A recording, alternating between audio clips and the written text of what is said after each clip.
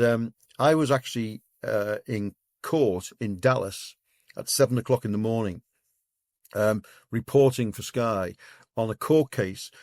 Hicks and Gillette were trying to stop the FSG takeover happening. A little bit later on that day, Hicks and Gillette lost the case. There was a case in London, and we'll all remember the scenes of when Ian Ayre and the chief executive at the time and the new owners came out and sort of with punching in the air, because they'd got the club, and I remember later on, I rung Tom Hicks straight away and said, "Can we do this interview now?" And he told me in no uncertain terms that we were not going to do an interview, which I wouldn't say on here. But luckily, an hour later, he calmed down and he rang me, and we did this fantastic interview.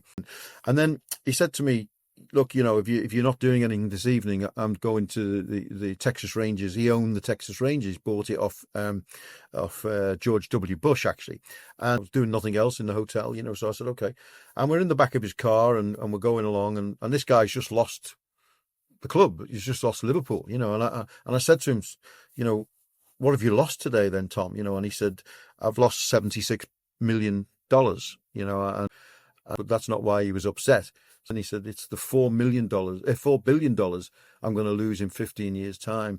And it was a fascinating insight